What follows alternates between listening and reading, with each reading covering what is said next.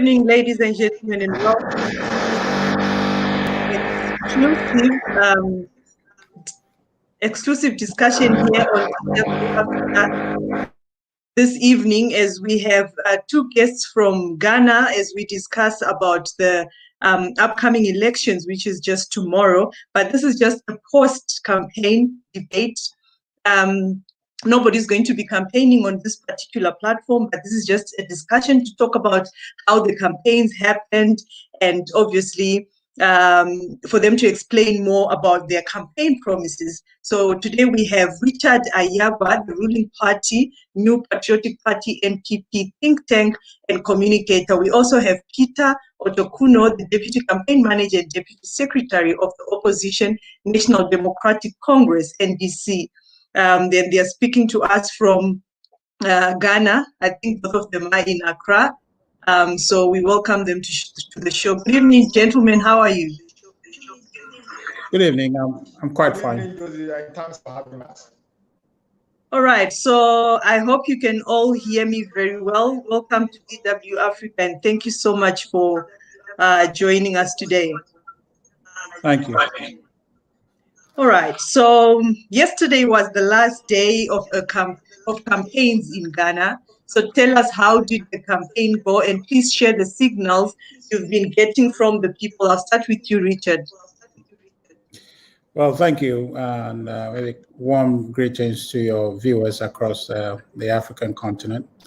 Well, yesterday, officially, the campaign was concluded. Our party had a final rally, a number of them in the Greater Accra region, and then the final one, which is held at Manchagona, and was the showing of support for the candidate and for the campaign was massive. We had easily in excess of 5,000 people showing up. This is just by estimating, looking at what we saw yesterday. But it was a very vibrant crowd yesterday to tell the country, and particularly the Greater Accra region, to demonstrate that the party's message has gone down well. The atmosphere signals for you that victory for the NPP is imminent, and it's just a question of having people turn out tomorrow in their numbers, and certainly victory will be for the NPP. So across board, it was a very peaceful campaign, and it was concluded yesterday. All right, Peter. Well, Josie, once again, thanks for having us. Indeed, we have had one of the most exciting and most successful campaigns ever in the history of the Federal Republic. It started with our approach to develop a more inclusive and workable, pragmatic manifesto that will drive our. Peter, sorry, Peter, can you please kindly increase your volume? We can hardly hear you. Yeah, sure. Can you hear me now? Better. Can you hear me now? It's better, yes. Yes, increase my volume a bit. So, as I said, we started by preparing a more inclusive and pragmatic document, which will serve as the messaging platform for our campaign. And true to the principles of social democracy, we decided to develop a people's manifesto, a manifesto that originates from the people, by the people, and for the people. And true to our expectations, our manifesto has been one of the best, political documents ever also in the history of the country and in our politics. And it has gone very, very well. So it changed the entire face of our campaign. Contrary or unlike that of our friends in the NPP who have run a very low steam, very low energy campaign, ours have been very exciting across the country. Our president has been on the campaign trail, or Blackberry has been on the campaign trail across the country. He has been through all the 275 constituencies. The last one he did, and just 3 a.m. around 3 a.m. thereabout this morning in the constituency. That's my constituency. We had a mouth rally that drew close to about 10,000 people together. I mean, almost all our campaigns have drawn no less than 5,000, people onto the part where, our presidential candidate would have to address them. This year we had a triangulated type of campaign where the running mate was leading one side of the campaign. We had the flag bearer leading another side of the campaign. And our General Secretary, who is also a Vice President for Socialist International, was also leading another group. And they all had very, very smooth, very successful, very exciting, very, heart-touching campaign across board. As you may be aware, the NDC is on the verge of becoming a historical political party that, raised the first female Vice President, of the Republic of Ghana. And we think that has given our campaign some modicum of impetus, and it has caught on very well with the activists and so on and so forth. Into our campaign. Can one of you please? I don't know whose phone is that. Could you kindly just put it on silent? Our messaging. Hello, can you hear me? I can hear you. I was just asking, I don't know, between the two of you, there's a phone that just rang. Just kindly please put it on silent so that our viewers can hear us very well. Okay, I think it's not coming from my end. So as I was saying, our messaging has touched every facet of Ghanaian, ordinary life. And what has led our campaign message is our free health policy that we are bringing into play. We are saying that if President Mahama is elected, our party is elected. No, but you're rushing into your promises already. We will get there. I just wanted to know about the signals that you got from people, if the crowd was huge for you, how people received you in different places. But now my question also that goes to both of you is, why do you think Ghanaians will vote for you? What are the key areas your campaign has focused on? The key things you intend to do when your government is voted for?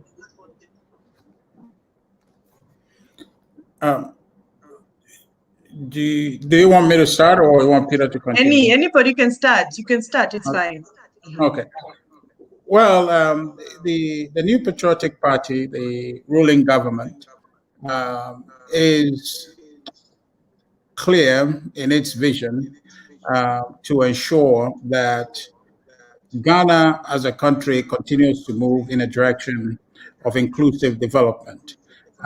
So our emphasis since we came into government in 2016 was to try and create a new path for the country focused on human capital development and also on industrial agenda to ensure that we are producing what we can produce or what we have comparative advantage domestically to produce, and ensure that the things that we can produce are not ones that we import. Because when you look at our economy, really, it's a consumption-driven economy in a sense that almost everything is imported. And so when the government started up, I think right from our campaign in 2016, the clear vision we had was to industrialize the country. So we had a program or policy view that was the One District, One Factory, which we implemented. At the close of this campaign, I mean, at this point, what we have documented is about 232 factories, 76 of them complete, and the rest of them are different stages of completion that we have occasion to happen in this country following the election of our government in 2016. And so we are proceeding on that line to see that Ghana gets to be able to produce what it consumes and what it can produce domestically. That is the message we sent out there. And so on one hand, the youth of this country believe that if their hopes of getting sustainable employment will be fulfilled, then it must be the NPP that leads and governs this country. So on one track, that's the hope that we are providing, and not only hope, but they have seen evidence of how is it that just in 4 years, the government has been able to start up 232 factories and 76 of them complete. The next vision we sold to Ghanaians, which is again, Josie, is a continuation of what we started going into 2020 and beyond, is the promotion and ensuring that all Ghanaians who are able to pass their basic exams, education exams in Ghana, have the occasion to go to school. I am a victim, nearly a victim of one who couldn't have possibly had a secondary education owing to money. That policy by this government of ensuring free education for Ghanaian children has actually opened an avenue, which we, by our calculation, saying that in the next 10 years or so, you'll have a situation in Ghana where the population will be largely literate and young people will have unprecedented opportunity to be able to educate themselves. And in doing so, provide an opportunity for the economy to have very resourceful and educated population and skilled hands to be able to advance the industrial agenda of the country. And in doing that, we believe that we'll be able to accelerate Ghana's march toward development much faster than having a population that is not educated. We are confident in what we have as far as making sure that in addition to the industrialization project, the free education project that we brought, the government also has set up clear targets of ensuring that in the 21st century, Ghana is not left behind in terms of digital and the digital economy. So we are engaging in clear digital agenda to ensure Ghana is connected to the global digital environment to be able to ensure that our young people can compete with their peers beyond our borders. So clearly, our message was that simple, that we as a government and we as a political party, we are committed, of course, as center-right political party, we are committed to ensuring liberty and the freedom of competition in our country and allowing the market to determine the growth and the rate at which this country grows. And I think that is in line with, if you like, global order today, to be able to have an economic system that allows for people to be able to freely engage in the market of ideas and be able to realize their God-given talents. So we have thrown to our countrymen.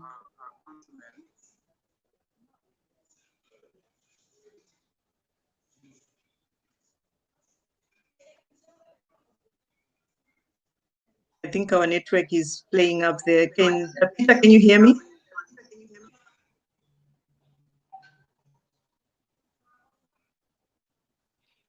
Peter, can you hear me? So can I come in? Yes, you can come in if you can hear me. I think his network has dropped.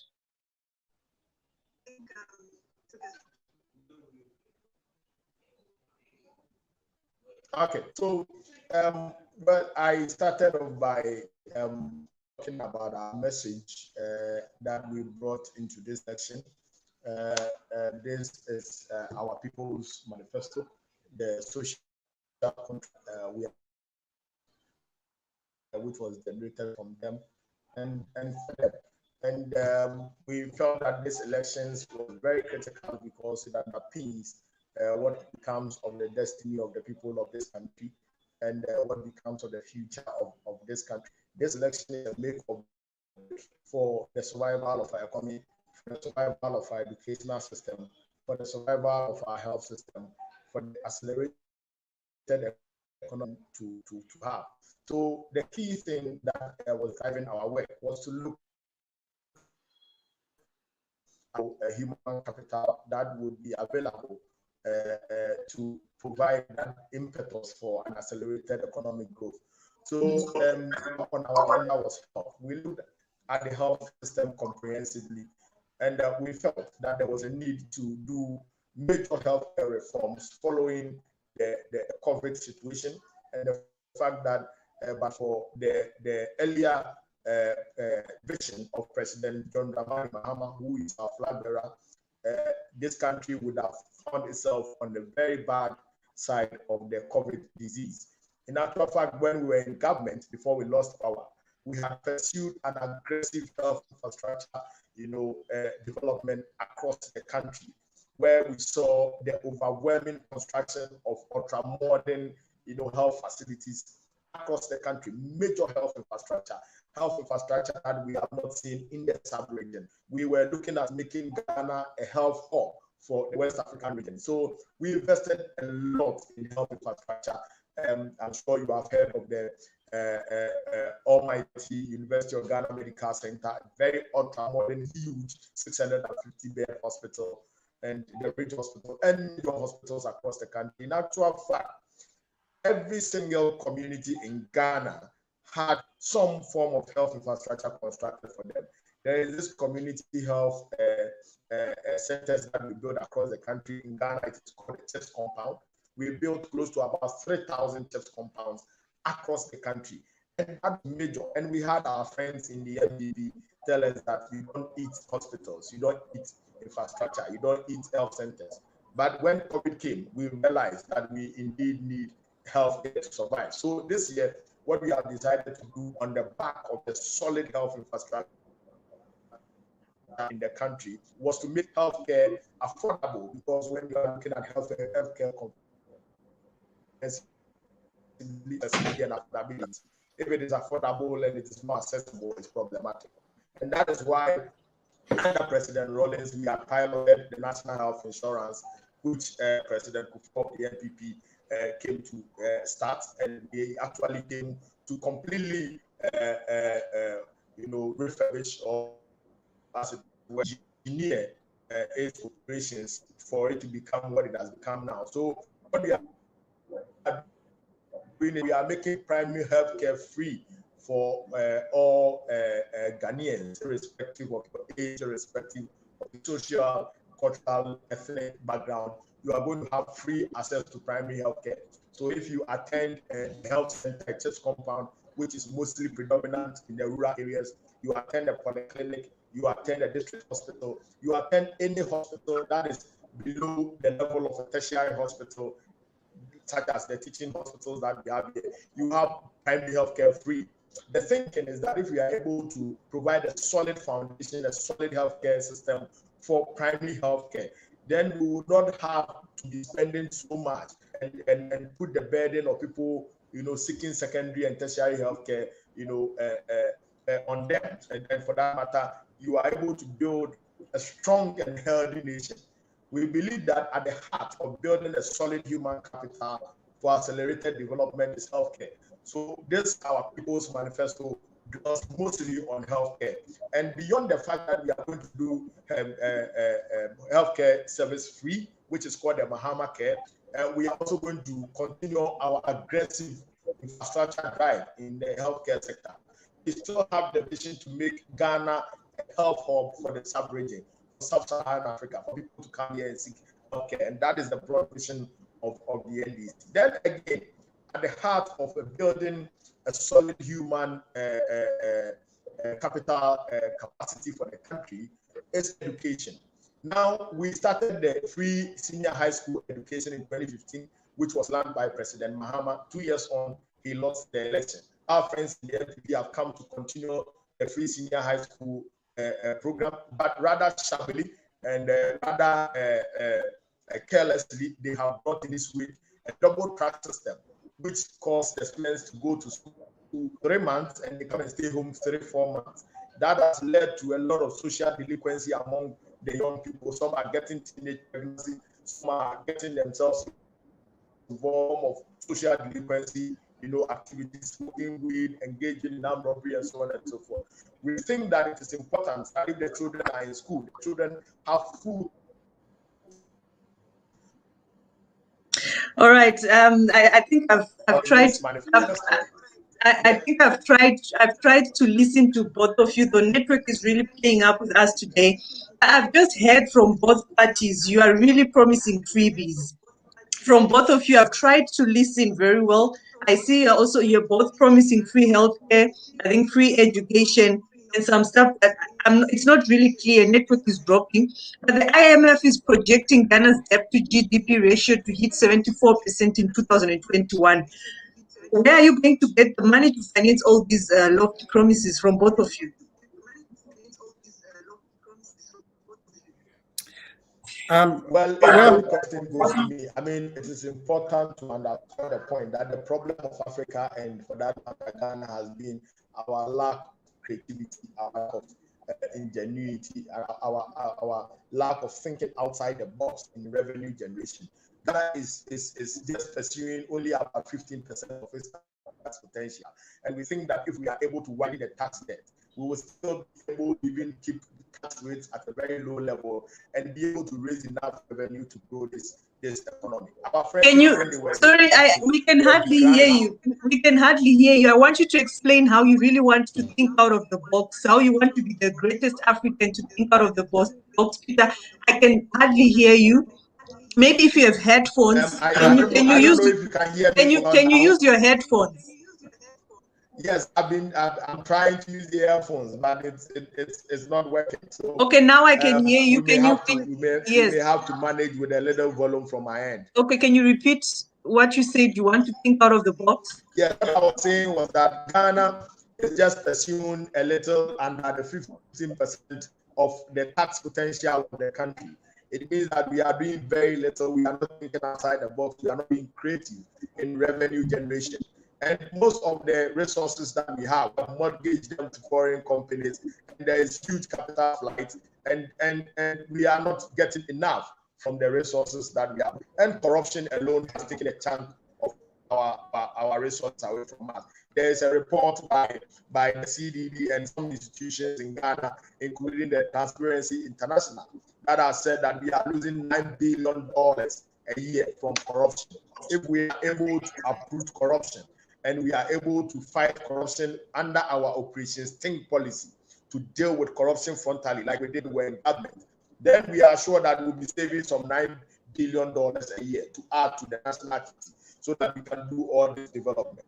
Beyond that, we also believe that if we are able to change the tax regime and make taxes lower, people will stop evading taxes, because we are having a corporate tax regime of about 25%. And so we are promising our manifesto, for example, that we are going to do 50%, so that as we formalize the economy, we move the informal sector to the formal sector. Then we are able to get most of them to pay their taxes. So when we do 15%, tax evasion will be lower. Then the tax funders would feel, less under pressure to evade tax.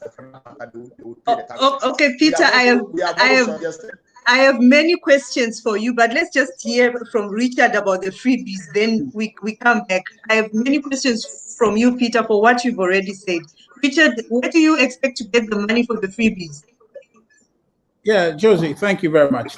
My brother Peter talks a lot, but then really don't make any point in terms of how they are going to solve the problems they think they have listed in their manifesto. Look, if you are talking about a manifesto that promises freebies, it is the one the NDC has brought, and they are not done writing their manifesto.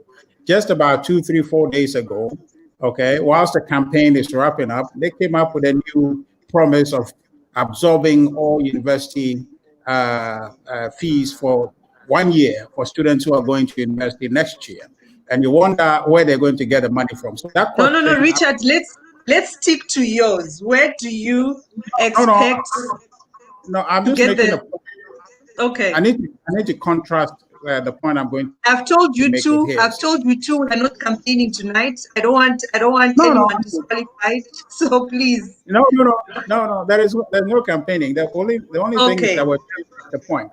And so clearly, Josie, you know this. Before you can take your friend on a lunch date, you must have money, okay? Because there's no free lunch anywhere, and so you must be able to generate the wealth and that you are needing to be able to pay for the things you're promising.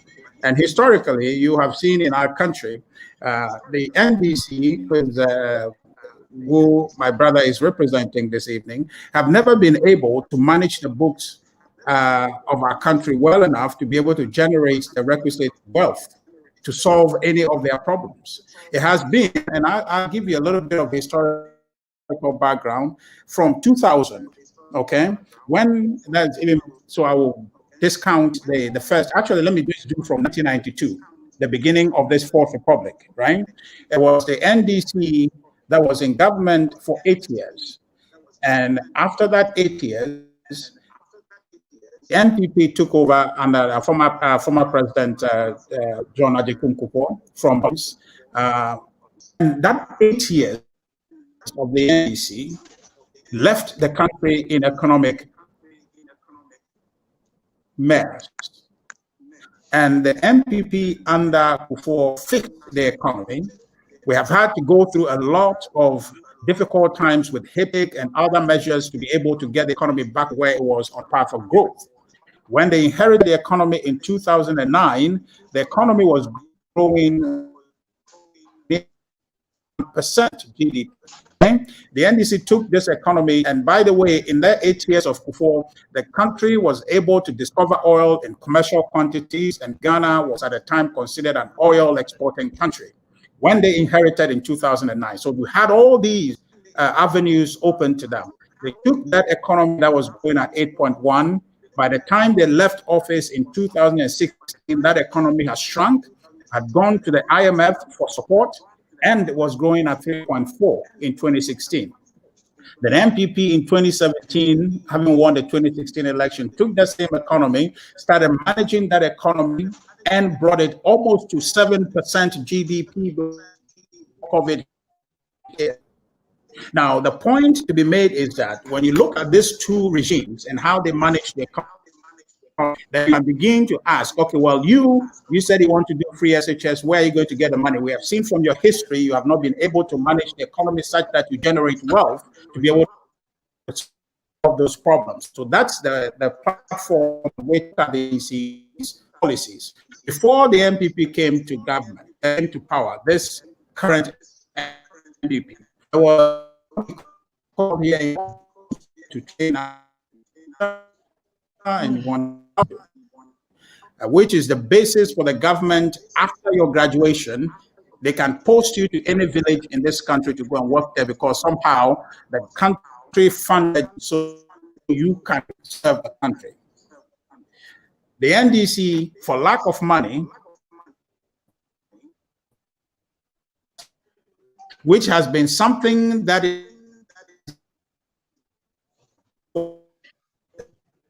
all right, I think network keeps dropping. Richard, if you can hear us, maybe you can continue when your net. How in the name? Yes, but we can hardly hear you. It's breaking so much. I can hardly hear you.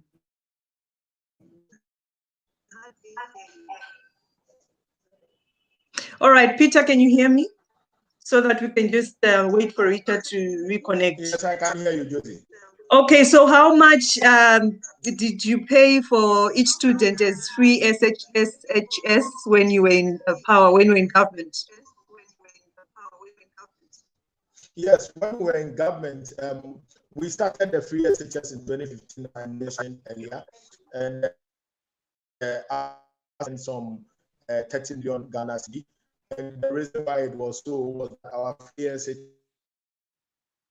only day students, and we had the vision of expanding senior high schools and do more of the day schools rather than the boarding schools. So we embarked on a campaign to construct 200 senior high schools so that we can expand the population of young SHS. I didn't hear the fee. I didn't. Peter, I didn't hear the figure for each student. How much did the NDC pay for each student? The fee we're absorbing to each student. Is that what you're asking? How much did the NDC pay for each student as free SHS? Yes, under the free SHS program, we were paying about 700 Ghana cedis per head for the students who were day students, not all the senior high school students. So what the MPP just did was that they expanded to include the boarding students. So, and we had more day students than the boarding students. So what they have done, the only difference they have brought, their claim to fame is just adding the boarding students to the free SHS program. But so it's a token. So it was not free, it was just a token, right? It was not universal. It was for the day students, and the day students constituted about 65% of the student population. And our free days senior high school covered all the students from first year to third year. What the MPP started was covering only the that were already created by President Mahama. So that point must be emphasized. But be that as it may, what we are promising in this manifesto is to extend the free senior high school to private senior high schools, because there are several private senior high schools hovering close to about 250 senior high schools in Ghana who are almost at the verge of shutting down. Yeah, and but so we cannot. That if we expand the free senior high schools to the private schools, Peter, then we will be able to make room for the excess that has, come up as a result of the free senior high school. And because of that, we are doing a double track, so that we can immediately cancel the double track program and get all the students in school without a shift system. All right, so there is a question for you here. People say that in 2016, you said it's not possible to implement free SHS, but now you are claiming ownership of it. So why? It's on the screen if you can also see the question. That will be one either saying that out of ignorance or out of deliberate because in 2015, when we launched the free senior high school program, the flag bearer of the MPP, the current president, actually commended President Mahama. UNESCO came in to commend President Mahama in 2015. After fact, their first budget they read in 2017 when they won power indicated that we had let some debt on the free SHS program. The debt was accumulated for the last quarter of 2016 because you could not do the payment in the election year, and most of the payments are lagged. So they lag about 4 or 5 months. So every time you would have some in arrears. So they themselves have admitted in the budget they read in 2017 that we have started free senior high school. So why would those who started the free senior high school, proponents of the free senior high school, commended by our opponents who are now in government, be the same people who want to cancel the free senior high school? But and I still need propaganda that they are peddling in their campaign.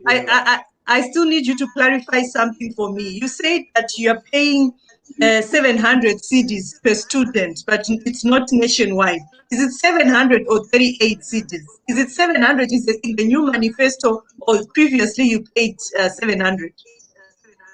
No, the 700 Ghana cedis was in 2016. I'm talking about in 2016. Mind you, not 38 cedis. In 2015, and we lost election in 2016. Maybe Richard Ahiagbah may want to give the current figures they are paying per head for the senior high school. But what we are saying. So which one did you pay? Which one did you pay 38 cedis per student? Which one did you pay 38 cedis per student? No, we didn't pay 38 cedis. Then you are talking about some PTA levy or something. We didn't pay 38 cedis per student. I'm talking of. You have heard that report anyway. Then that is problematic because we were not. There's no fees like 38 cedis per student. I mean, in Ghana, as of 2016. So anyone who say that we're paying 38 cedis is just being mischievous and misleading everybody. But most importantly, the point we are making is that beyond the free senior high school this time, it has brought in this way a lot of problems, and those problems will be removed. And one of which is the double track, which we will remove. But beyond that, we are going to continue our accelerated expansion program for the construction of new senior high schools. He is aware that we targeted 123 within a matter of 3 years. Before then, we had built about 83 additional senior secondary schools from 2009 to 2012.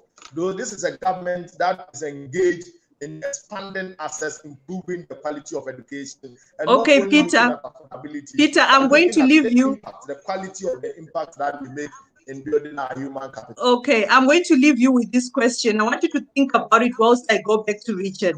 The government said, and I quote, in 2015, that it released GHC 12.2 million to implement the program for the first term of 2015 to 2016 academic year. The policy was to benefit 320,488 students. Take note of that figure. This means in a term, each student will only benefit GHC 38. I just want you to calculate that whilst I go to Richard. Richard, so we were talking about the freebies. Where are you going to get the money? So that Peter can be thinking about the mathematics that I just did here. Well, if you don't mind, I can respond to that before you go to yeah. Josie, clearly. No, Peter, wait. Richard has been off the debate for a while. Let's just hear from Richard, then you can answer. Yeah. Josie, I was making a point to you, and then to conclude by showing you that the NPP has what it takes, manages the economy in ways that can generate the requisite funding for these programs. So when you look at the trend of economic management in our country, clearly it shows that the NPP has what it takes. All it is that it's about funding the policies that we put in place. One, when we said we're going to fund the free SHS, of course, my brother can go around in circles, but the fact remains that they oppose the free SHS in the form that we have it today. Even the running mate, not the running mate, the flag bearer of the NDC currently, who was the former president at the time, characterized the free SHS proposal as the ideas of the whimsical idea of a desperate politician. In other words, he thought that free SHS was a desperate proposition and could not be done. And he said that if it could be done, it would be like in the next 20 years before the country can afford the money to do free SHS. But clearly, when we came in, given the circumstances that the government inherited, the economy where it was, we've been able to generate the money to do it. One, how much did it cost? It cost somewhere near about 3.2 billion a year to fund the free SHS program. We've been able to provide for the first year, second year, and the third years have just graduated.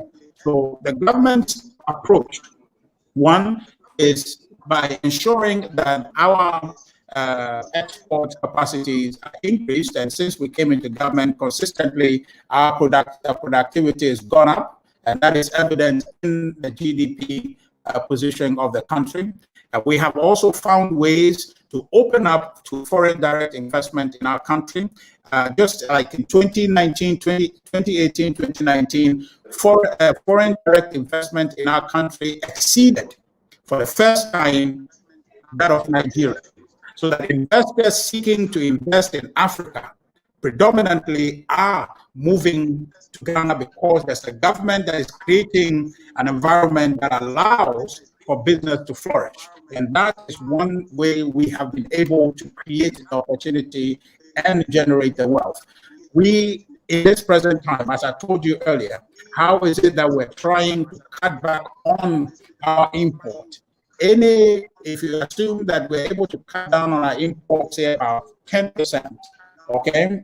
I'm just giving you a figure. If we're able to cut down maybe rice importation or any other item that we import so much, if we're able to cut down on those, whatever savings originate from it becomes domestic market for our local producers to be able to engage in that market, produce, we save the foreign currency that would have spent on importing those, and that becomes an avenue for building domestic capacity, collecting revenue, and those revenues are become the funding the money that we use to fund all these programs. Also, if you heard in our manifesto just recently, the idea for the government to increase revenue is key. How do we expand? And we'll be hearing this since we're babies. That we need to increase the tax base, we need to increase the tax base. That has not happened. But now in the next administration of the NPP, we'll be able to achieve that just by ensuring that every Ghanaian has what we call the Ghana card. About 14-15%. Here's what they call the what? The Ghana card. We have a national identification card. Now, right now, I think close to about 15 million Ghanaians have the Ghana card now. And what the government is doing is that the Ghana card ID number will now be converted to become everybody's tax ID or tax identification number, in which case, in one clean swoop, you've been able to rope in about 15 million Ghanaians, even as of now, if that is done today. You rope in about 15 million Ghanaians who will be tax-paying people. About 3, 4, 5 million Ghanaians are really now captured in the tax web. And by moving to this approach, which the government is proposing, we'll now be able to capture about 15%, 15 million Ghanaians. So that's about additional 11 million Ghanaians who will be brought into the tax space and will be paying tax. That, by and large, will be able to reduce the tax burden of the 4 million people, or 4 million people who are caught in the tax web now, and then be able to broaden the space and have more people pay tax.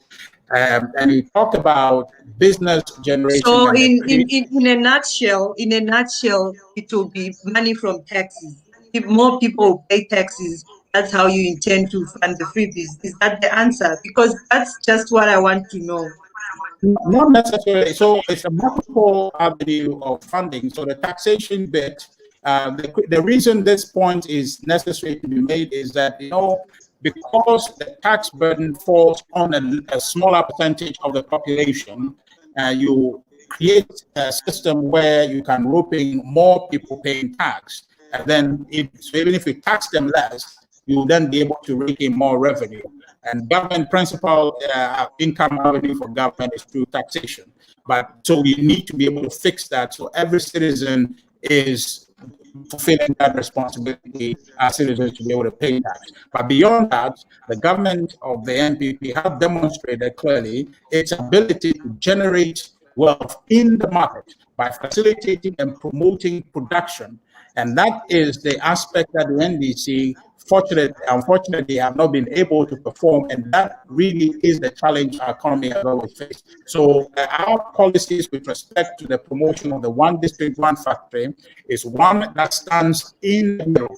Today, Josie, as we speak, when my brothers were in government from 2012, I'll just be charitable, from 2012 to 2016, we have been importing, local foodstuffs like plantain, maize from our neighboring countries with tomatoes.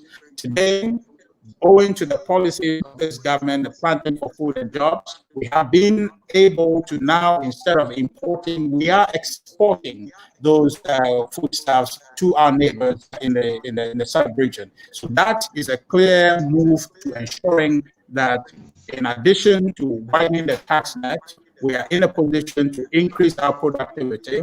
And by increasing our productivity, we'll be able to rake in the needed revenue to be able to fund this project. Above all, government fiscal discipline.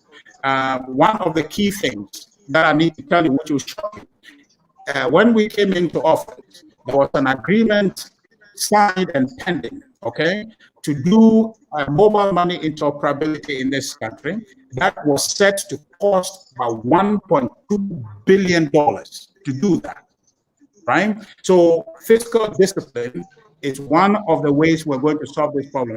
That bill of $1.2 billion that the NDC estimated and given a contract for an individual that is familiar to them, and they're talking about corruption, which I guess we'll have a time to really deal with. We are actually getting into corruption now. That's actually our next topic that we want to talk about. That if you're done, Richard. Okay, so I'll get. So let me not get into it before then. So that 1.2 billion price tag to do mobile money interoperability in this country, Josie, that contract when we came, because the contract has not crystallized, government had a leeway to renegotiate that contract. And can you believe how much this was done for? From 1.2 billion, the same thing was done under the MPP for $4 million. Okay, so this is a kind of fiscal discipline and prudence that this the MPP brings to managing the wealth of the country that would allow it, instead of wasting this money on projects and giving this contract to friends and family who will then sit on this money, government will make sure it gets value for money and ensure that those monies are actually saved and applied to the benefits of the citizens, instead of ending up in the pockets of business people who are familiar to people in government. So those are the complement. All right. Okay. Let's brings to shore. We let's provide for our citizens what is necessary and what's useful to our development. Let's move ahead. But before we move to the corruption topic, Peter, did you do the math? Josie, can you come again, please? Did you sort out the math that I was talking about? Is it 738 cedis a student? No, I mean, you see, that would be a very wrong calculation, because what government was paying was not the fees. The school fees built up that parents pay are in variable forms. We have PTA dues, we have sports dues, we have various dues that come together to become 700 Ghana cedis. Now, what government pays is the academic facility user fee. So if you are going to do free SHS, you abolish all those dues or those charges that parents pay to form that build-up for the school fees that they used to pay.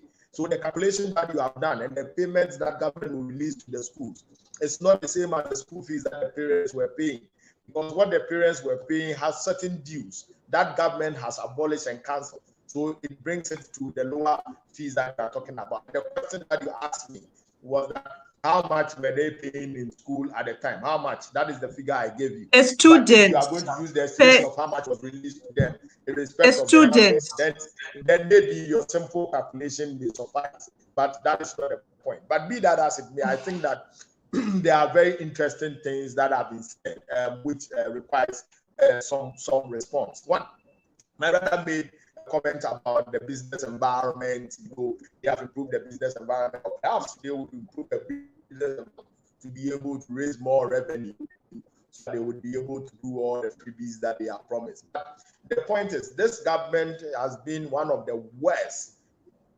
in the business environment in the Fourth Republic. Indeed, they have collapsed more businesses than the businesses that they have created. He made a point that they have built 200 for already in existence. What they did was that they went to negotiate and rebranded them and painted them and labeled them one district, one factory. Typical example is these are companies that have been in existence for over 20 years, and they call them one district, one factory. They will tell you that they have built 232 of them. That is powerful force. Indeed, if you compare that to our record, when we were in power for the past 8 years, we were able to build new industries, 318 factories, and they are there to be seen. They are, in fact, it is at one of the factories that they launched their first manifesto promise in 2016 to build one district, one factory. They were standing right in front of a factory that had been built by President Mahama at the Commander Sugar Factory. So, I mean, this is a government that is just full of deception and corruption. Now, talking about corruption. No, I asked the question.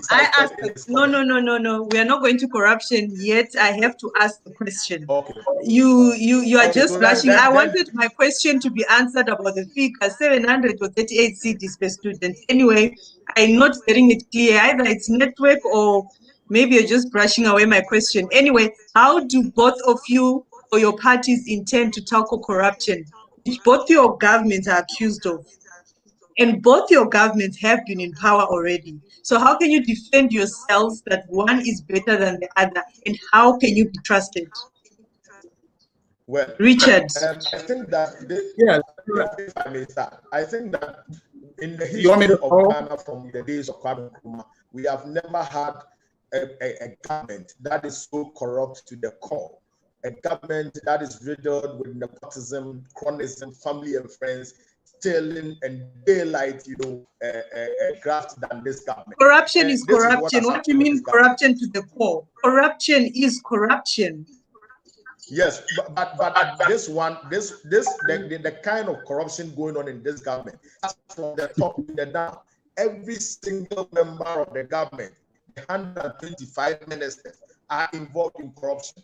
Every single day we get one corruption scandal. In fact, with the word on the street is that this government actually promised one party, but they delivered one day one scandal. You understand? One corruption scandal, one day one corruption scandal. Instead of the one district, one party. And that's the word on the street.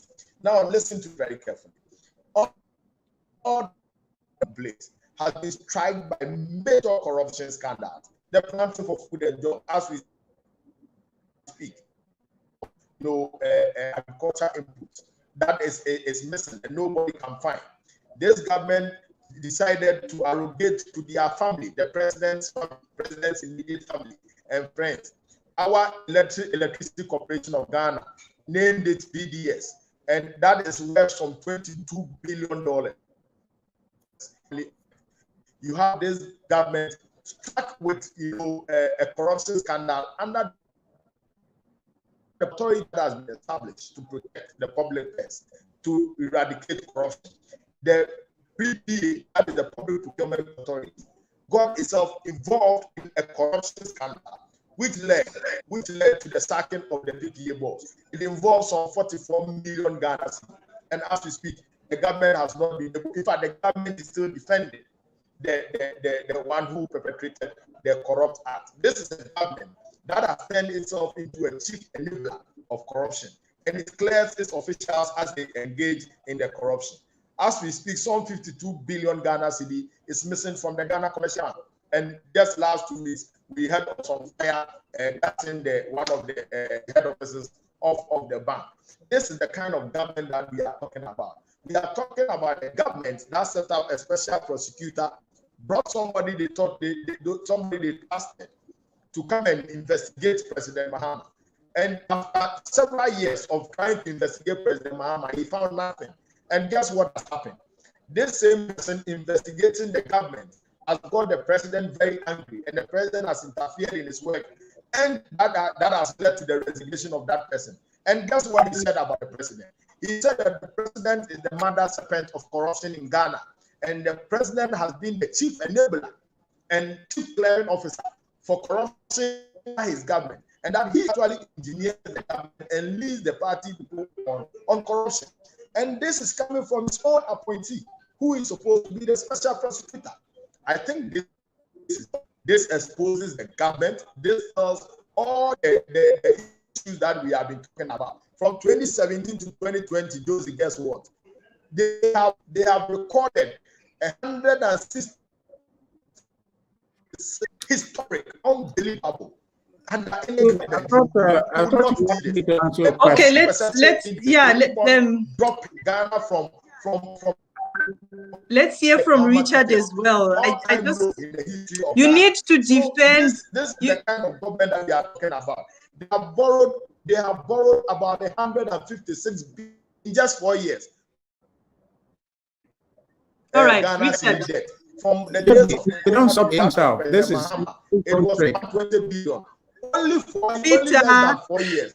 They have borrowed 156 billion, and they have nothing to show for it, Josie. Okay, Peter, let's hear. Richard is here to answer all your questions and accusations. Richard, how do you intend to defend yourselves that one is better than the other in terms of corruption? How can you be trusted? Peter is here calling you that you're so corrupt that their own is not as corrupt to the core. So. The first evidence of corruption he demonstrated on your show is corruption of your show when you ask somebody to speak and he takes over and you speak endlessly. That is the first evidence that he is either corrupt or his entire party is corrupt. So you see, okay. So I know in your line of work, you are familiar with Ghana and our history with corruption. Okay? From the beginning of this Fourth Republic, evidence exists that members of the NDC have been tried, found to have corrupted the offices they were occupied, and were sentenced to jail on crimes of corruption. Okay? In this country. That is evidence you cannot dispute. Now, the same fact does not exist on the part of the NPP. Now, you have a period of government that ran from 1992 to 2000, and another that ran from 2001 to 2009, which is the NPP and the NDC. In those two regimes, okay, which have now sealed, we found corruption in the NDC government, and they have been sentenced and jailed. When the NPP was in government from 2001 to 2009, the NDC in opposition, Josie, they were singing these same songs: corruption here, corruption there, corruption here, corruption there. When we left government from 2009, when the NDC came to government for 8 years, up until 2016, they were not able to prosecute or jail anyone from the new Patriotic Party of corruption. I hope you understand what I'm saying. For 8 years, I'm listening. They had to say that, okay, well, when they were in opposition and screaming, MPP is corrupt, MPP is corrupt, when they had power for 8 years, they were not able to prove one, not one, from the MPP and jailed, as he is here to confirm. So then the same test we want to do is that if you have had the opportunity and you are not able to prove any allegations of corruption or even jail anybody, consequently, once you are in office, then it tells you that the NDC really just engaged in tagging people with corruption without evidence. And that is what has happened from 2016, 2017, when this government came into office. The NDC is good at one thing, Josie, let me tell you that. And if anybody needs that services in the world, maybe I'll do free ad for the NDC. They are good at talking. They are good at propagandizing. They will take a piece of information which is largely false and market it to you as the truth. The evidence clearly does not support the fact that the position that the NPP is corrupt. What they sought to do from 2017 when we came to office is to say that the NPP is corrupt. And you know, all this global research interests that measure corruption, they do so based on perception. Because why? Corruption is more or less a secret enterprise where you cannot see. But then when people begin to yell corruption, corruption, corruption, and it's picked up in the media and it's part of conversation, then people begin to believe. And when you are measuring perception, you take that into account and call it corruption. But the NDC's approach is to make sure that the discussion in this country is about corruption. And that is their MO. And when they did that in 2001 to 2009, and they had the power to be able to show what corruption they were referring to, they were not able to. So I submit to you, Josie, that what is happening and what my brother is talking about really is the same plot they had in 2001 to 2009 to label the MPP government under President Kufuor that was corrupt. That is the same playbook they are using today. But there is no real corruption in this country, in the sense that this government has invested and boldly taken the step to ensure that the public purse is protected. But you see, let's go back to their regime in 2016. So I've answered the question that all of the things that is going on and say corruption here, friends, the family and friend and all of that, that is just the imagination of the NDC. There's no proof to it. They just held these things out there, or it's corrupt. And that's all they're doing. We can't take that away from them. I told you, Josie, that is their special. They're able to do that. But let me just give you 2 examples, or maybe 3, or perhaps 4, under the NDC from 2009 when they came into government. Okay, there have been several allegations of corruption that has been proven. Okay, a member of the second NDC and the former President John Dramani Mahama is in jail now for corruption. And knows the person very well, Mr. Bugapele, has been jailed and was sent to jail under this government, okay, for corruption. So you have a party that has a demonstrable track record of corruption, busy and all the time calling other people corrupt. That is the pot calling the cat black. Now, the former president, who is the running mate for the NDC, in an international corruption case, the Airbus scandal, that has been ruled in France, that has been ruled in England, in America, and Airbus has apologized or has admitted wrongdoing in setting up an enterprise to bribe government officials in order to sell them airplanes to their countries. The NDC, the flag bearer, no less a person, and the flag bearer of the NDC, the former president John Dramani Mahama, has been cited as government official one in a corruption case where he was leading a negotiation on behalf of the country, and in the process benefited. A total amount of 5 million euros was said to have been paid to an intermediary that he has inserted, and that intermediary being his own brother, Samuel Adam Mahama. That case is outstanding. And you see, Josie, since when this issue broke, our former president, John Dramani Mahama, has not been able to travel out of this country. He's been in this country, but prior to when this Airbus case was adjudicated and the judgment shown to all of us, he was all over the world. When he left office, he was traveling all about. But there is no record of him leaving this country since after that verdict.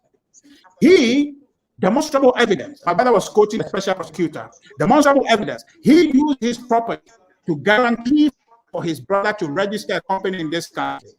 And the brother indicated, tell me it is not corruption, his younger brother indicated that he attended a university here in this country, the University of Ghana.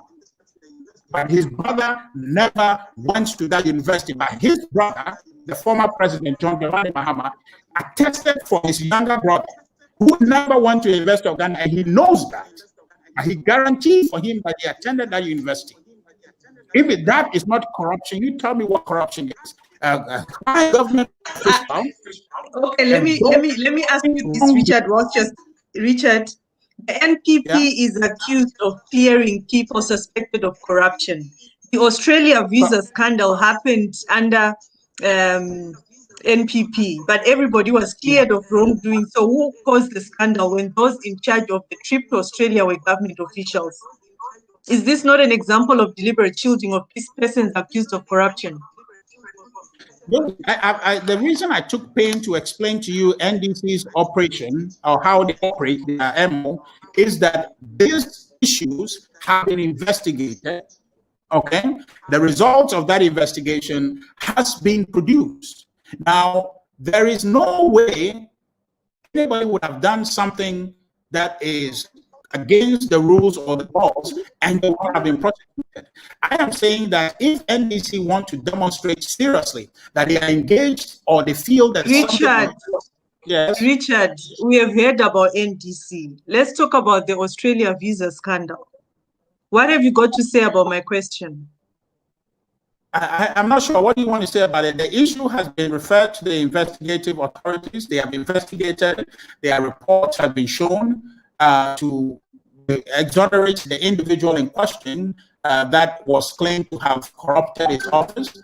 And so that issue is out there. If any citizen is interested in it and feels that something... Yes, but the question would be like people like Bugapele, he was prosecuted by your own part. What has the NPP got to do about its own people so that this corruption does not continue as people vote for you tomorrow? Well, but Jolie, you can only prosecute something if you feel that wrongdoing has been occasioned.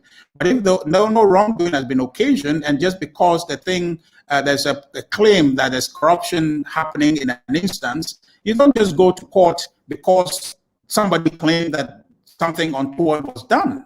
And I'm saying the point I was even going to make was that, Josie, following the investigation, if anybody thought that there was something wrong with the investigation or disagrees with the findings of the investigation, I think that they are at liberty to take this to the court. But you cannot, as a government, just take people to court, or in the spirit of trying to say that, demonstrate that we are prosecuting our own people, just take people to court when you know there is no standing to take them to court.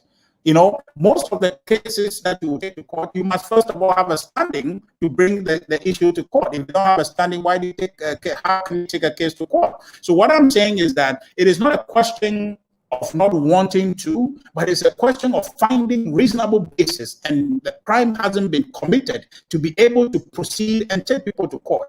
Every allegation that was every allegation that has ever been made since this government came to office have been duly investigated. And so, Richard, I just want you to answer this yes or no. Was there any wrongdoing? Was there no wrongdoing in the Australia visa scandal? But the investigation, I said no. Sorry? I said, according to the investigation and the findings therein, I said no. Because, yes, I said based on the findings of the investigation, because I cannot divine any other finding apart from what has been reported by the investigative authorities. That's the only basis we will agree or disagree or yes or no. So according to that, there is no evidence to say that something was done inappropriately in that case. And see, so let's get this very clearly. The NDC has demonstrated and had demonstrable evidence of corruption against the others and operatives in their party. Even, you know, as you and I speak, there are cases in about 23 cases in court now, okay, against former NDC operatives. And the president has been clear in his pursuit of this case in saying that it is not because we want to prosecute people, but we want to do it according to law. Because there are a lot of people in this country who are saying that, oh, we knew about this corruption. For example, the SADA case, a case where government invested, I'm sure you are aware of that corruption case, into raising of guinea fowls and the rest of them and doing basic stuff to help people in the northern sector of our country. That enterprise ended up becoming a create, loot, and share enterprise for the NDC operatives. When they were asked in that SADA case, they said they were using the money to raise guinea fowls. And when they asked them where the guinea fowls were, they said they have the guinea fowls flew to Burkina Faso. Until now, not a single evidence of those guinea fowls have been shown to anyone. There is a STS case in this country where officials of the former government have expended taxpayers' money, okay, and could not account for it. You know, in the 2016 election, one of the NDC operatives who actually was made to resign in the mass branding scandal was on a campaign platform, Josie, was on a campaign platform saying that the electorate must vote for Mahama in 2016 because if they do not, they will be jailed for corruption. Okay, this is what happened to that? Judging themselves, knowing what they have done to have corrupted their offices. So the issue of corruption, I am not by any means suggesting to you that the NPP is a holy party, but in terms of focusing and determining that we want to ensure that the public purse is protected. And but we can't say we need to be sure about this before people go to the polls tomorrow. Though like I said, this is not a campaigning platform. Campaign stopped, but we just wanted to understand, especially about this Australia visa scandal. About 50 people were taken to Australia as journalists, but the authorities said they were not journalists. Who took them there? So even there's a video. There's also a video that's been going around today when the president was accepting bribe. Kizo Scratch watching us now is talking about it. Any comment on that? So the point is, the Australian visa scandal issue is one that the NDC wants to push. No, Richard, please don't talk about the NDC. What will your party do in terms of corruption? Answer the Australia 50 journalists and answer about the president accepting bribe. Discard or accept, then we move on. NDC, we have heard. He already also said that NDC is not corrupt to the core, and he explained their own. Now let's talk about NPP. Yes. So what I was saying about the Australian visa scandal, I think I've answered the question clearly to say that when the issue broke, okay, the minister in question was suspended, and the issue referred to the investigative authority, the CID, to investigate the matter.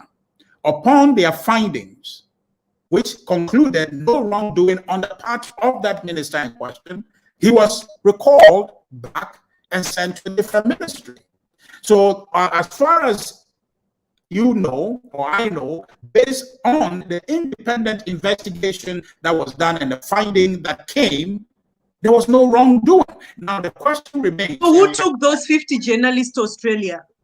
Yes, so that's a that is the question that is lingering. I'm saying that clearly the hands that were being pointed in the direction of the political class to say that the minister in charge may have done something inappropriate has been found not to be the case. So for me, if I'm as an interested citizen or individuals who want to say that they're not satisfied with that report can go to court and seek clarification or and seek some redress to the matter. The point that came to light, Josie, is that the ministry is not responsible for doing or processing the visa for the journalists. That is an established protocol that the ministry would not do that.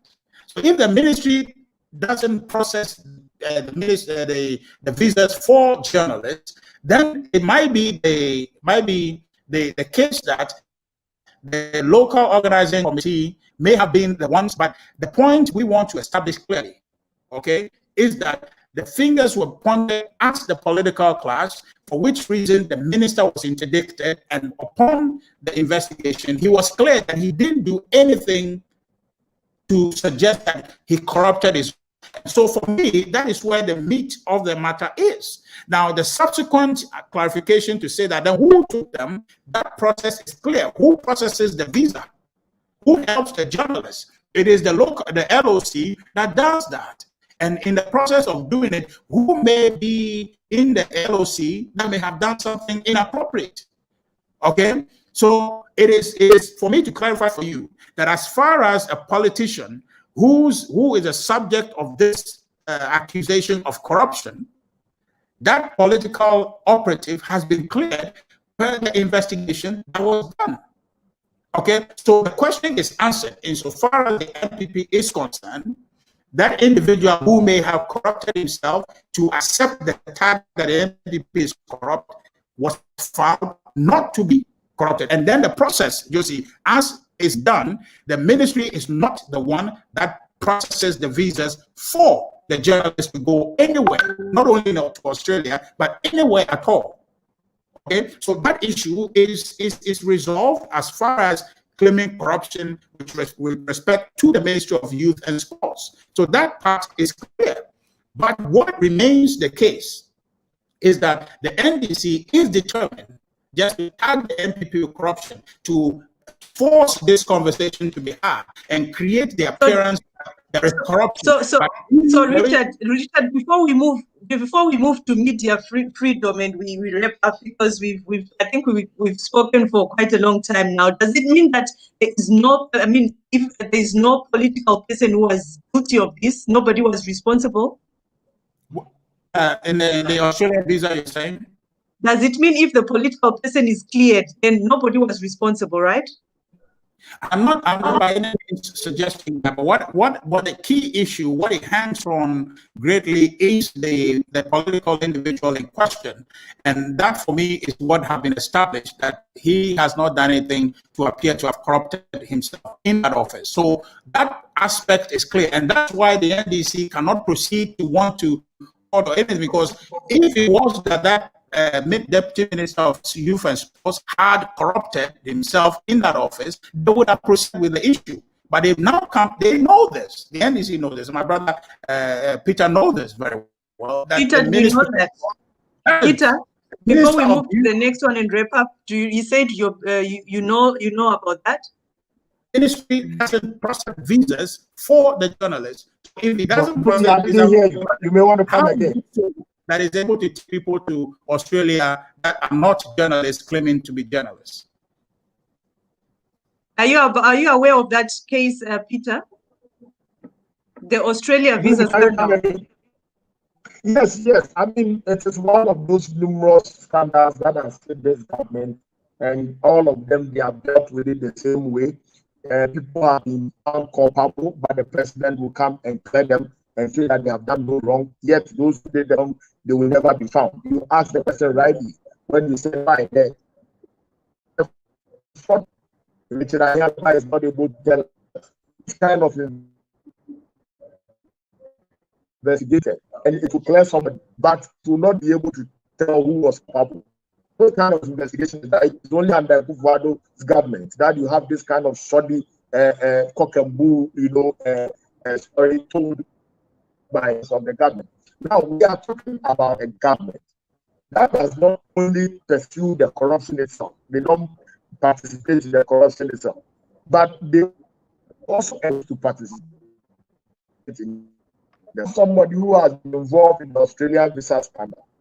That person, before even the report of the so-called investigation comes out, is promoted to another position. And you think this is a government that wants to fight corruption? Now let's compare that to our government when we're in power. Several government appointees found themselves culpable engaging in some various acts of corruption out of the investigations of the government. Listen very carefully. We did the investigations, found them culpable before we even brought the report out for them to discuss. Some have been jailed. Sitting MP was being prosecuted. He is now in jail. He was our sitting MP, but we jailed him for corruption. That is what we talk. That is what we mean by fighting corruption. Fighting corruption means that you don't mind who or whose ox is God. You deal with the person, whether it's your family member or not your family member, whether it's your government appointee or not your government appointee, whether it's your party member or not your party member. Now, what must be looked at in this discussion of corruption is that we are talking about the president himself being corrupt. I'm sure those of you know Anas. Anas did an investigation on football, which involved the former GFA boss. The former GFA boss in one of the videos was demanding bribe on behalf of the president to the tune of over 5 million and 3 million to the vice president. Now, let's look at what has happened with the $40,000 bribe that was from the. And one of the people who worked on that announcement is one of those who did the video for the president, where the president himself is involved in the corruption, in the stealing, in the looting of state resources.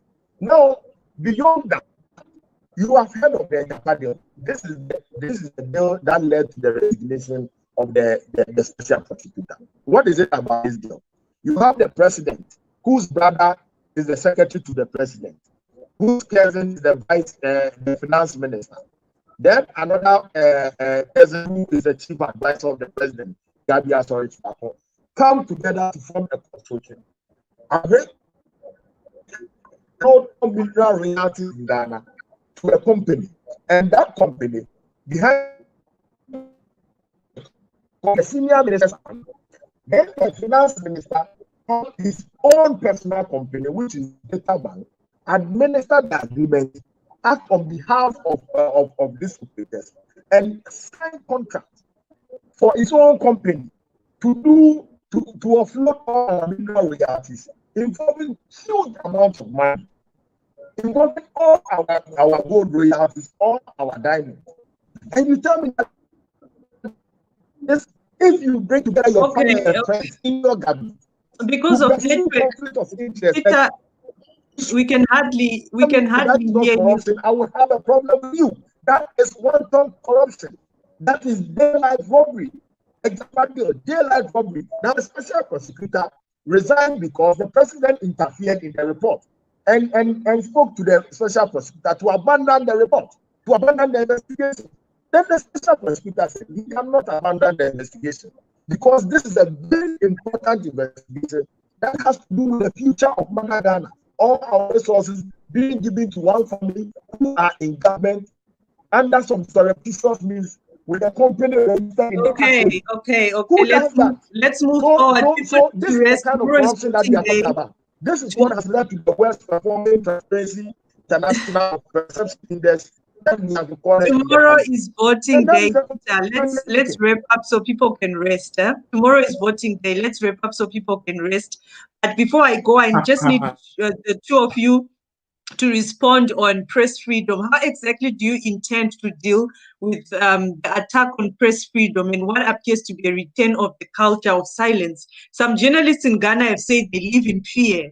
I'm sure you are aware of that, following the open threats, murder of Ahmed Swale and the arrest of the detention of Modern Ghana editor and reporter last year. How do you intend to deal with the attack on press freedom? Richard. Yes, Josie, thank you. I think that it's most unfortunate, the loss of our brother Ahmed Swale. I can't understand it. And it's been one thing that has been a sad spot for all of us for this past few years.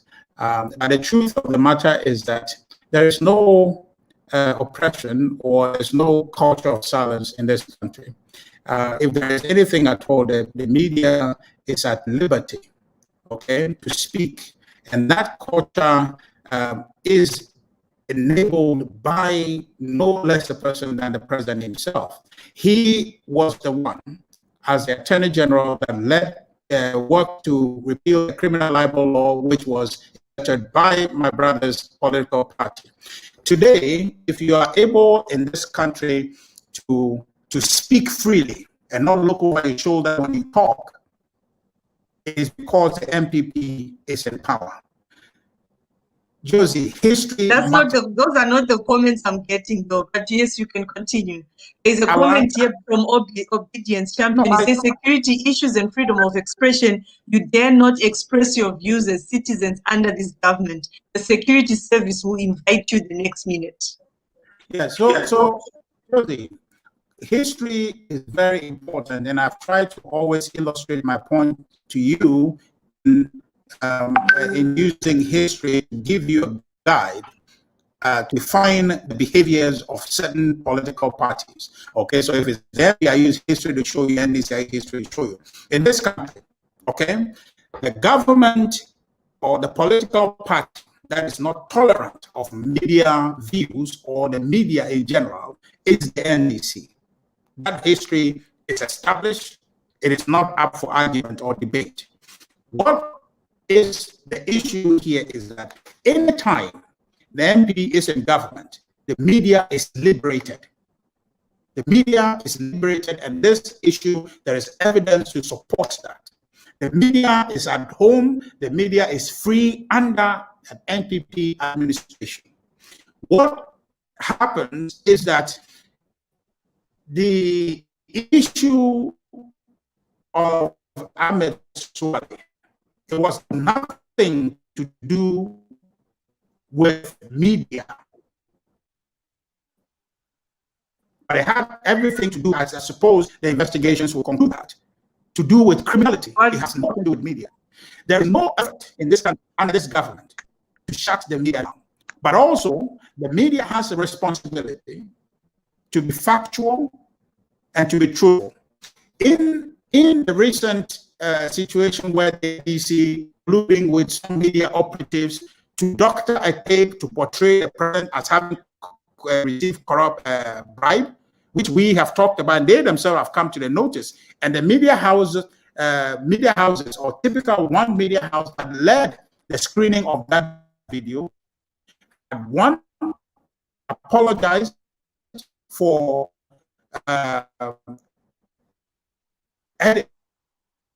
indicated the issue, and they have apologized, and the settlement has been reached, and a statement has been issued that we aired that video in error.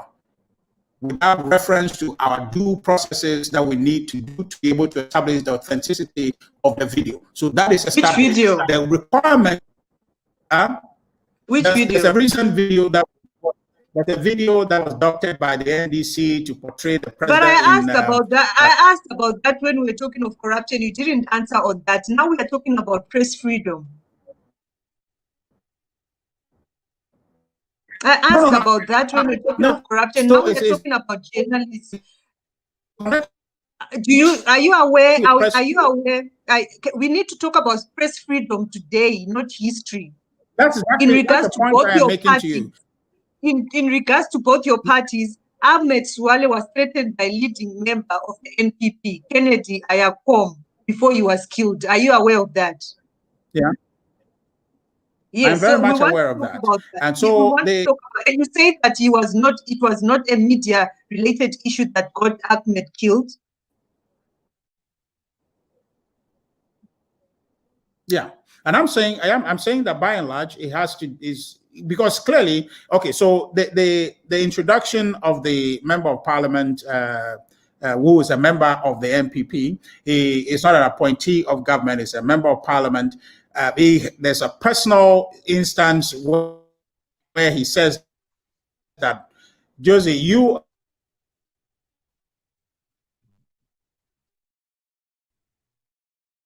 okay. I think we lost him again can you hear me?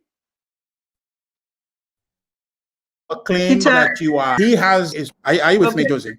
You go about recording people and then using that to blackmail them and then put them in a compromising position to extort from them. That was his position for the encounter that they had. He is setting up to say who watches the watchman.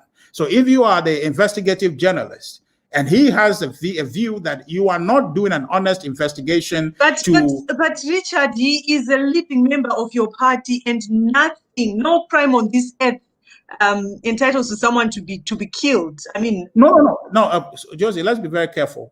It's not been established that he killed him. No, okay? I'm not also accusing him of killing him. I'm not accusing him. No, the killing of the man should not be part of the discussion. The discussion is that the encounter they had, that you said he threatened the man. And I'm saying that the encounter they had, which led to that conversation, is that he says that this man, part of the Anasis enterprise, is part of the Anasis operation, says that what they are doing is not honest investigative reporting, but they are doing it as a means to blackmail the people and extort from them.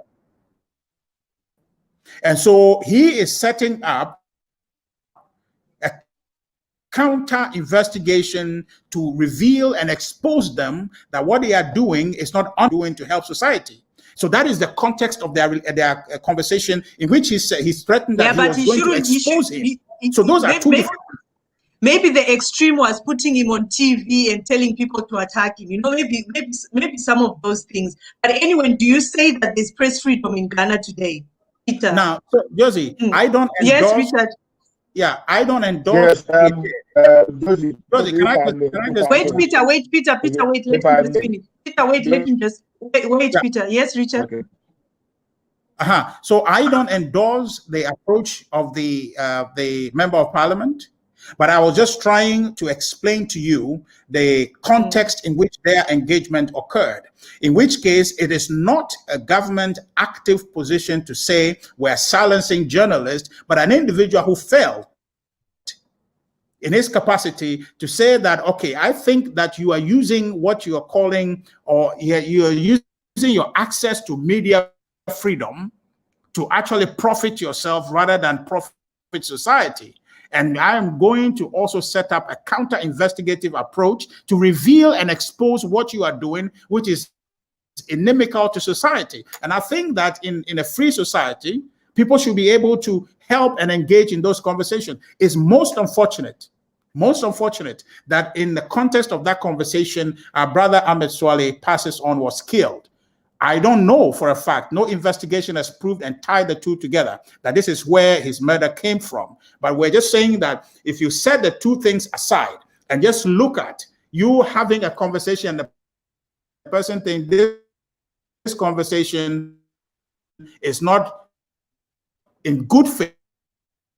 I am going to prove that doing the conversation that you cannot say it's actually attacking press freedom. And the NDC is created this impression that the NPP was attacking press freedom when it is not the case. Josie, in this country, freedom, Richard, access to information. Yes, let's talk about the present. What do you intend to do now to improve? I mean, to make it transparent. Journalists in Ghana are living in fear.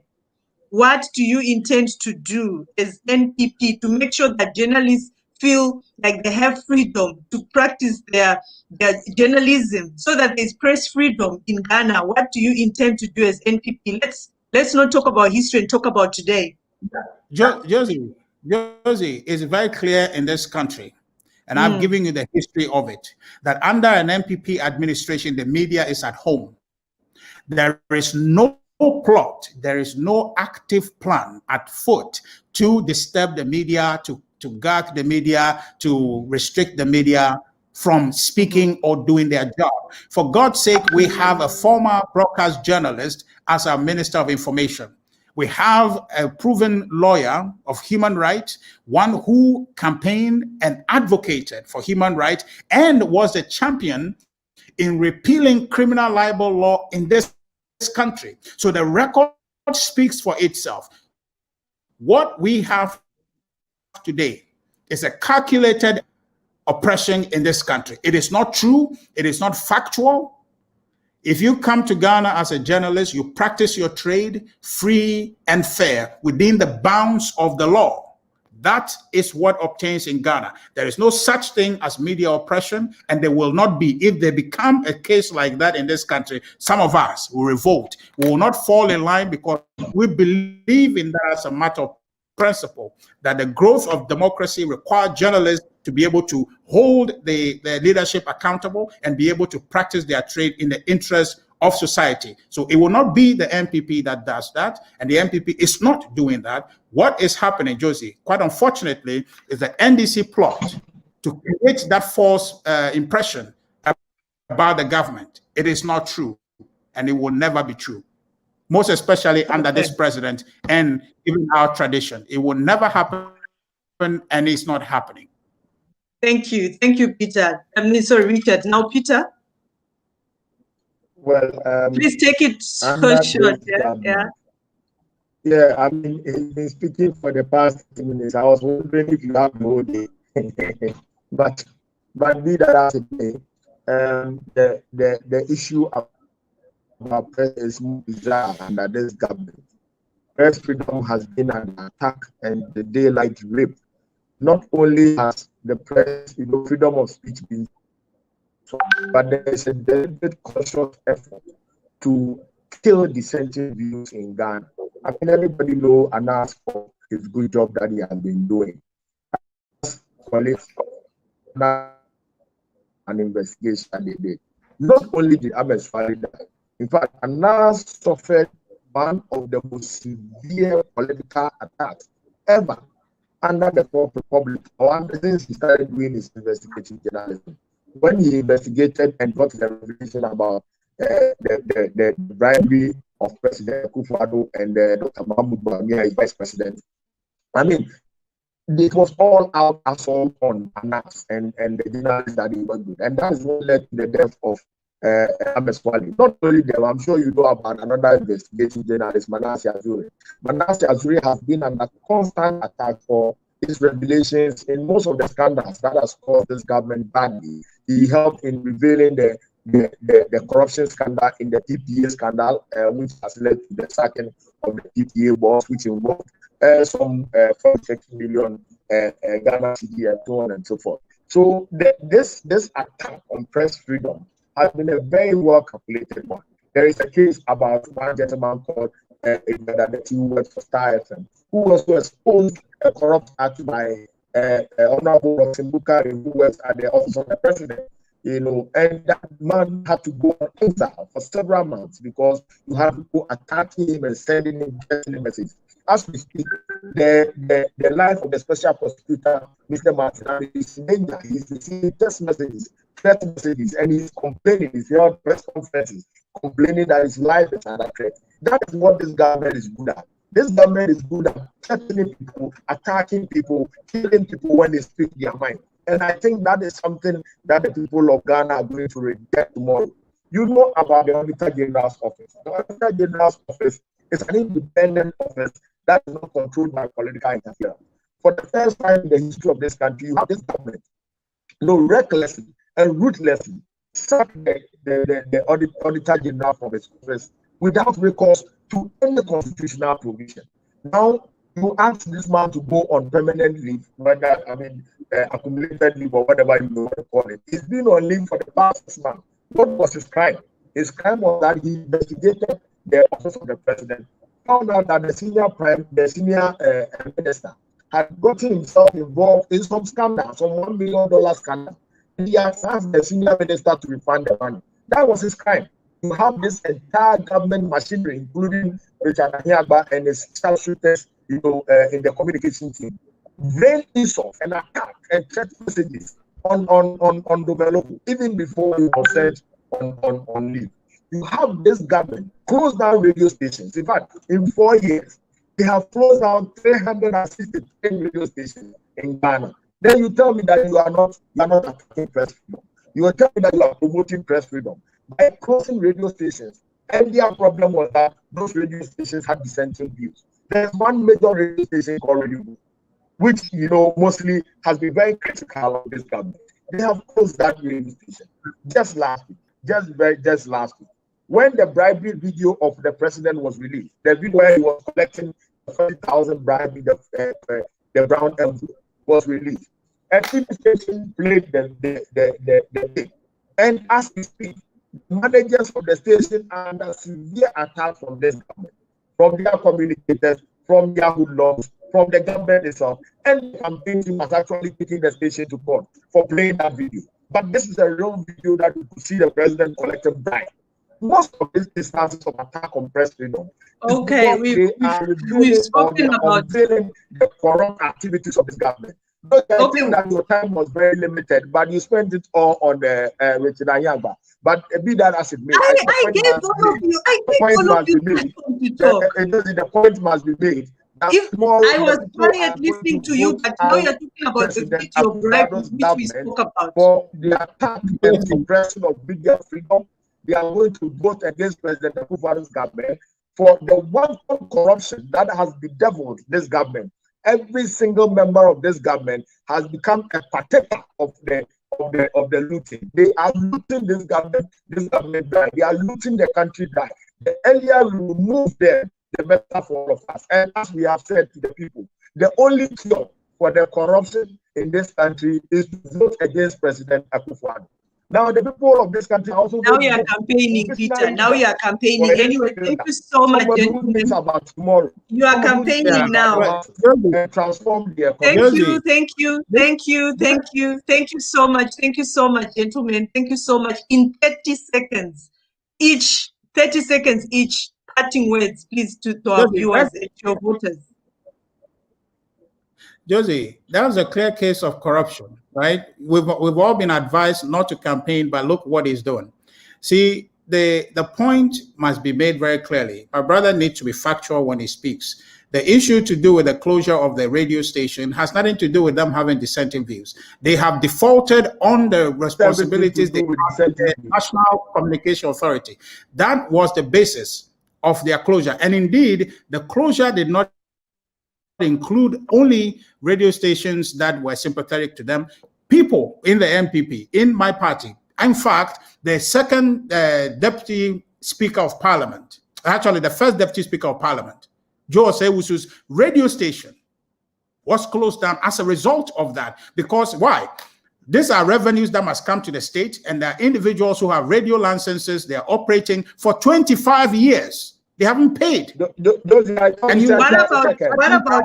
No, there's something. Richard, that makes you not to shut it down. Richard, there is something. Okay, about radio stations and TV stations. We won't touch about that. Let's talk about a journalist Before we round off, Manasseh, what is the story? Peter mentioned the journalist. Well, but that was what he said, so I needed to correct it. I was asking but to address him to be factual. We've gone for 1 hour 39 minutes. I thought you said we had 30 seconds. No, okay. I allow him to answer. I allow him to answer on Manasseh. I allow Richard to answer on a journalist called Manasseh. What is the story? Sorry? I'm asking Richard. Yeah, okay. Peter mentioned of a journalist called Manasseh. What is the story with Manasseh? Yes. Can you come again, please? No, she was asking me come again, please. You want to know about the question is Manasseh. for Richard. Peter, please. Okay, so Josie, there is. Can you come again? I have a very low sound, so I struggle to hear you. Can you come again? It's not yours, it's for Richard. Just wait, Peter. Josie, the journalist referred to, our brother Manasseh, is in Ghana. Our brother is still practicing his trade. Even today, he's written an article calling on the president not to address the nation, that a campaign ended yesterday when the president is supposed to address the nation today. So that is an individual who is alive and well, who is engaged in practicing his trade. He is at liberty to differ from what it is that the government thinks, and he has not been gagged. He has not been stopped from practicing his trade. And I just give you an evidence today, as we speak. The president is supposed to speak to the nation at 8 p.m., exercising his presidential mandate, but he had the liberty.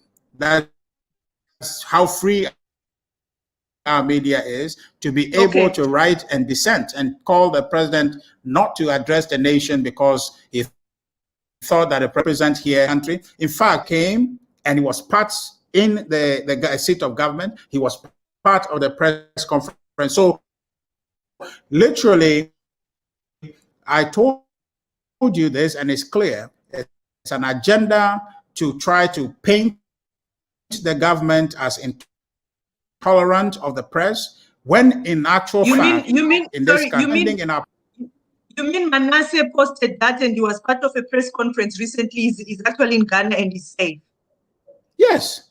Okay. That was a press conference, meet the press by the president himself, and he was there. And like I said, just today, he is writing and freely writing, agreeing and disagreeing with the government. And he's applying his trade. Manasseh is no restriction, or there is no gap. All right, thank you so much, gentlemen. Thank you. I think network is actually now of the media in Ghana the way the NDC wants to. Okay, all right. Thank you so much. Thank you so much, gentlemen. I thought you were going to give 30 seconds. Yes, I am. My 30 seconds. Yes, I have not given any of you now 30 seconds, Peter. Parting words. Well, I mean, he did 4 minutes instead of 30 seconds, but what I'm saying is that the people of this country are resolved. The people of this country are resolved to vote against corruption. They are resolved to vote against communism. They are resolved to competence. They are resolved to vote against cluelessness. They are resolved to vote against attack on press freedom. They have resolved to vote against attack on media freedom. They have resolved to vote against attack on free speech. They are resolved against, thank you so much. We care about the change that is happening, and pending change is imminent. 30 seconds is up. 30 seconds is up. Right. Josie, you have to intervene. Otherwise, Richard, what is doing? Richard, your 30 seconds now. Richard, your 30 seconds. Well, Josie, I am very clear in my mind that Ghanaians have a choice before us tomorrow. And that choice is to actually select a future that will benefit all of us, or return to a past that we all have agreed in 2016. We agreed that that future, that past, we are not interested in. In this country, we voted massively. Not just a few number of people voted to reject John Mahama and the NDC vision. Okay, and the vision we chose is the vision presented by the NPP, and that's the vision that will prevail. Thank you so much, Richard. 30 seconds is up. There you have it, ladies and gentlemen. I was speaking to Richard Ahiagbah, the ruling party, New Patriotic Party, NPP, think tank and communicator, and also Peter Otokunor, the Deputy Campaign Manager and Deputy Secretary of the Opposition National Democratic Congress, NDC, for a debate on the upcoming elections.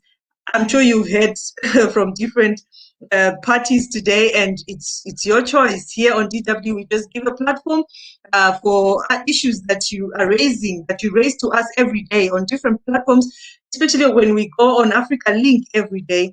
But thank you so much, and I hope you enjoyed the debate tonight. Until next time, I'm Josephine Mahachie, signing out.